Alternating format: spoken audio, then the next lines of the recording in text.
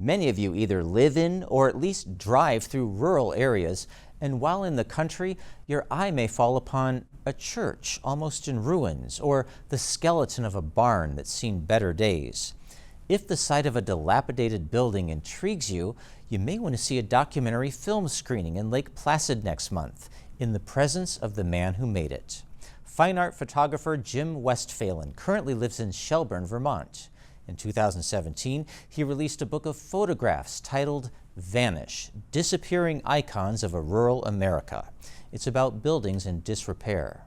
A few years later, he decided to produce a film on the subject.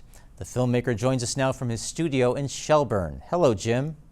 Hello, Paul. Thanks for having me. Oh, it's my pleasure. And your film is really going to appeal to people who want to know more about the old buildings they happen to see when they're out and about. I understand you moved to Vermont in the mid-1990s from Long Island. As someone with a background in commercial photography, what caught your eye when you moved to the more rural environment of Vermont? It actually goes back even further than that, Paul. When I was a kid, I would spend summers with my grandmother in the Poconos of Pennsylvania. And I was, even then as a child, I was really enamored by, the old farm buildings, the old agrarian buildings, one-room schoolhouses and so forth that still existed in that area back then.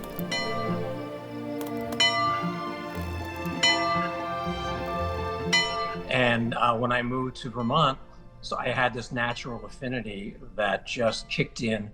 And while I was building my commercial photography business, I'd be out roaming the back roads and, coming upon so many of these beautiful structures. And I would see so many that were really, in various states of disrepair, or they were collapsing. And it really kind of struck a nerve with me. And just like your book, you've titled the film Vanish, Disappearing Icons of a Rural America. What's the significance of the word vanish to you when it comes to these buildings? I think it's sort of this word that connotates, fleeting. It's a process of disappearing. It's a process of vanishing. All too often I'd find some beautiful old structure that I'd planned to photograph, but maybe it wasn't the right season or the right light, so I'd go back some months or sometimes even just weeks later, only to find ruin. It's also a word that I intentionally use because it's a bit of a wake-up call word. When somebody hears vanish, oh, something is vanishing, I'm hoping that it makes people sit up and say, oh, it's disappearing and I might never see it again. So it's one of those catchwords that I thought was poignant, for the body of work.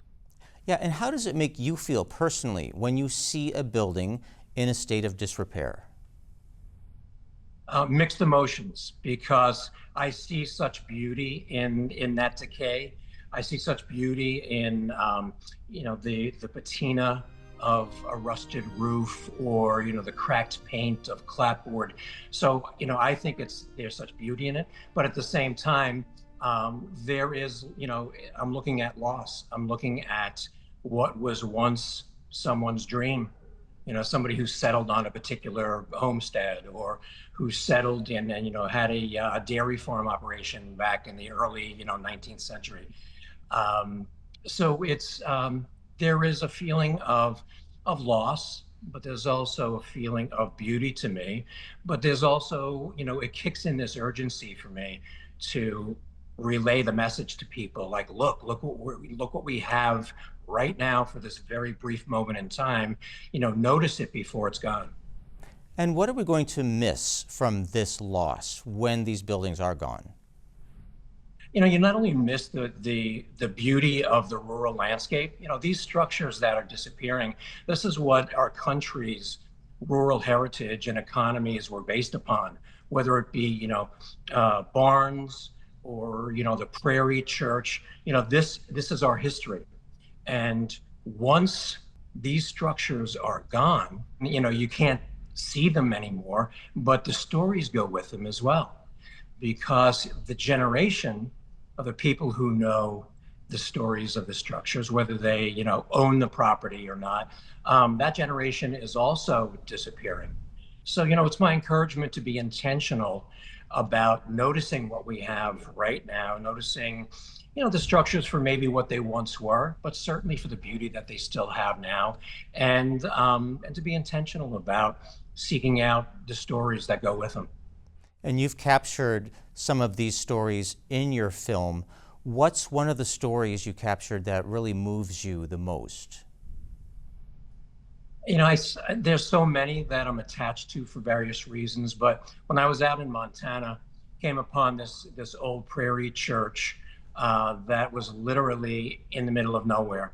Yeah, there was some of these folks, the way I understood it, that walked every Sunday morning for 6 or 7 miles to come to church. I happen to have the building receipts. There's 3 of them from the carpenter who was in charge of building the church here. And the total bill, minus the returns, was $2,437 for this church building. There was just something about it that spoke to me. Thinking about the people who worshipped in this old structure, maybe the people who immigrated here from other countries, to build these structures out on the prairie. And once I was able to track down the gentleman whose family owns the structure, and his family has an attachment to that, which you'll see in the film.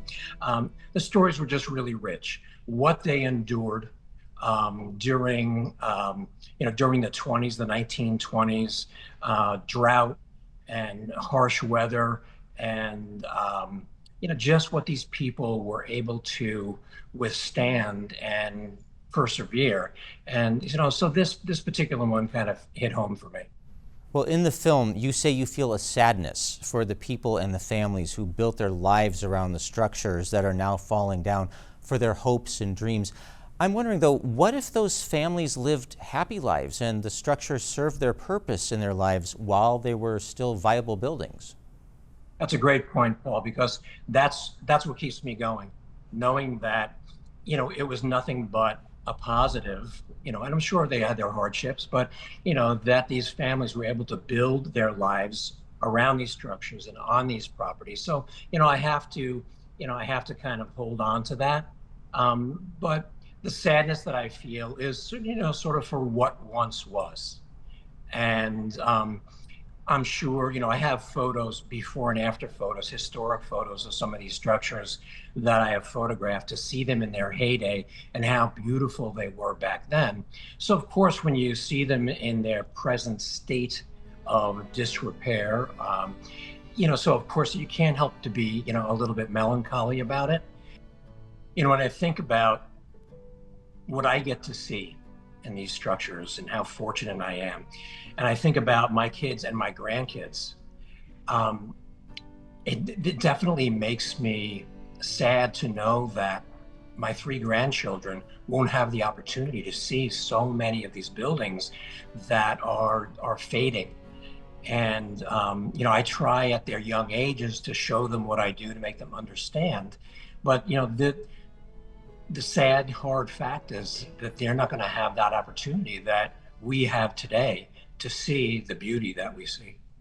I just think the richness of the history and the beauty and what I, visually, and what I see now on these structures, that's the flip side, and that's what keeps me going.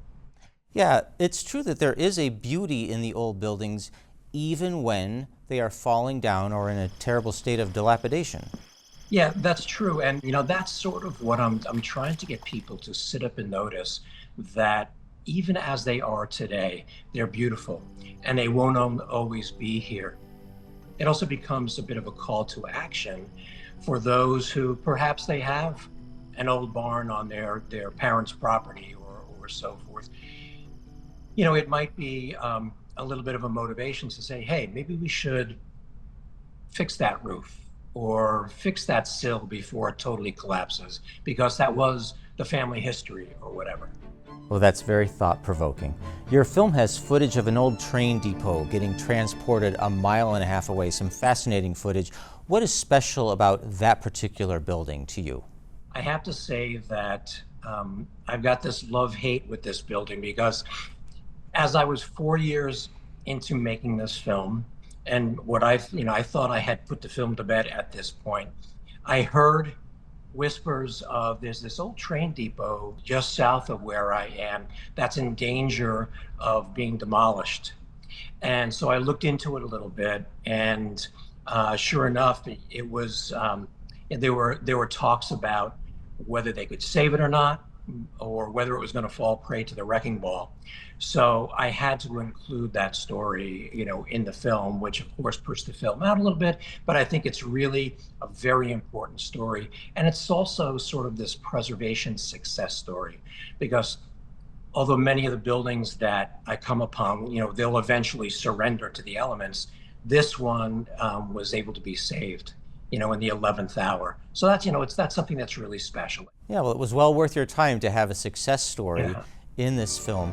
I'm sure the audience in Lake Placid will enjoy the beautiful cinematography from New England and Montana, as well as a chance to meet with you and ask you questions. And I'd like to thank you for sharing your stories with us and your passion for this kind of history that we can see today, but perhaps not many years from now. Thank you, Paul. I really appreciate you having me and giving me a platform to get my message out there. It's been a real pleasure speaking with you.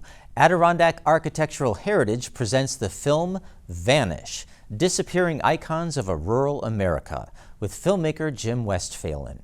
That's on Wednesday, July 2nd at the Lake Placid Center for the Arts. The screening begins at 7 p.m. It will be followed by a Q&A session with the filmmaker, moderated by Executive Director Erin Tobin of Adirondack Architectural Heritage. For ticket information, head to lakeplacidarts.org. Spotlight is supported by the Glenn and Carol Pearsall Adirondack Foundation, dedicated to improving the quality of life for year-round residents of the Adirondack Park.